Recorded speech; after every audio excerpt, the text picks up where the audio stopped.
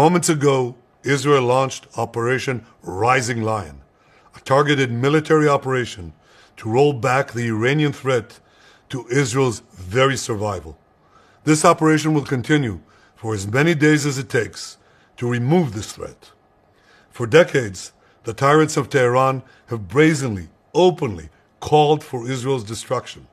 They've backed up their genocidal rhetoric with a program to develop nuclear weapons. In recent years, Iran has produced enough highly enriched uranium for 9 atom bombs. 9. In recent months, Iran has taken steps that it has never taken before, steps to weaponize this enriched uranium. And if not stopped, Iran could produce a nuclear weapon in a very short time. It could be a year, it could be within a few months, less than a year. This is a clear and present danger to Israel's very survival. 80 years ago, the Jewish people were the victims of a Holocaust perpetrated by the Nazi regime. Today, the Jewish state refuses to be a victim of a nuclear Holocaust perpetrated by the Iranian regime. Now, as Prime Minister, I've made it clear time and again, Israel will never allow those who call for our annihilation to develop the means to achieve that goal. Tonight, Israel backs those words with action. We struck at the heart of Iran's nuclear enrichment program. We struck at the heart of Iran's nuclear weaponization program. We targeted Iran's main enrichment facility in Natanz. We targeted Iran's leading nuclear scientists working on the Iranian bomb. We also struck at the heart of Iran's ballistic missile program. Last year, Iran fired 300 ballistic missiles at Israel. Each of these missiles carries a ton of explosives and threatens the lives of hundreds of people.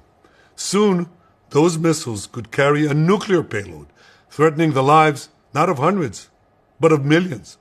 Iran is gearing up to produce 10,000 of those ballistic missiles within 3 years. Now just imagine 10,000 tons of TNT landing on a country the size of New Jersey. This is an intolerable threat. It too must be stopped. Iran is now working on what it calls the new plan to destroy Israel. You see, the old plan failed. Iran and its proxies tried to encircle Israel with a ring of fire and to attack us with the horrible attack of October 7th. But the people of Israel, the soldiers of Israel, rose like lions to defend our country. We crushed Hamas, we devastated Hezbollah, we hit Iranian proxies in Syria and Yemen. And when Iran directly attacked us twice last year, we struck back inside Iran itself. Yet in defending ourselves, we also defend others. We defend our Arab neighbors. They too have suffered from Iran's campaign of chaos and carnage. Our actions against Iran's proxy Hezbollah led to the establishment of a new government in Lebanon and the collapse of Assad's murderous regime in Syria. The peoples of those two countries now have a chance for a different future, a better future. So too do the brave people of Iran, and I have a message for them. Our fight is not with you. Our fight is with the brutal dictatorship that has oppressed you for 46 years.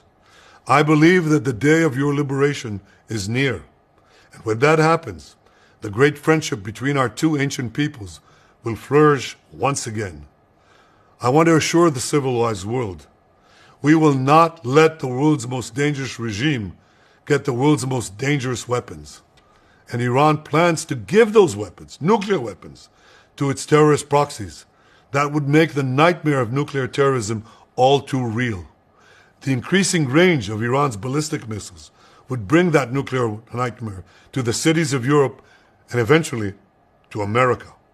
Remember, Iran calls Israel the small Satan. It calls America the great Satan.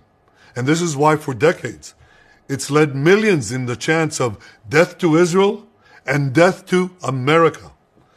Today, Israel is responding to those genocidal calls with action and with a call of our own. Long live Israel and long live America.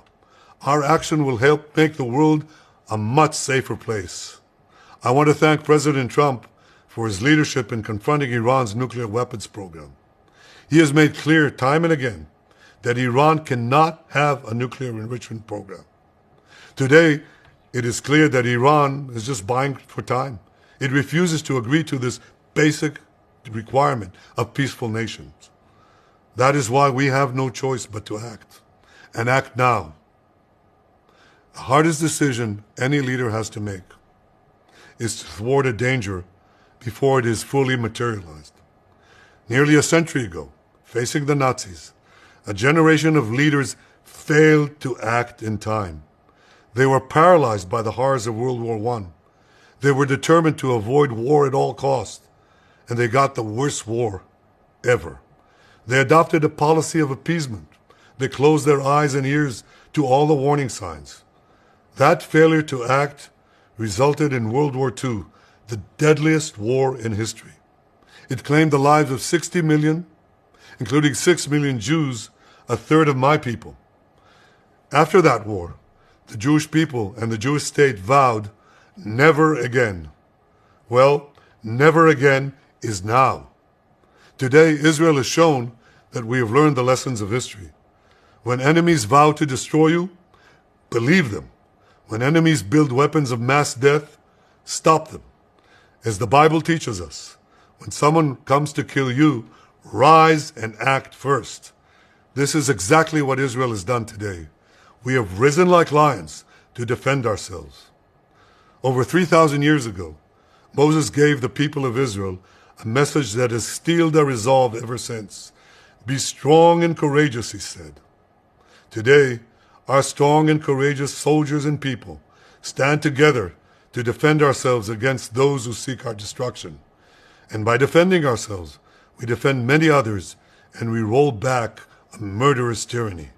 Generations from now, history will record that our generation stood its ground, acted in time, and secured our common future. May God bless Israel. May God bless the forces of civilization everywhere. Thank you.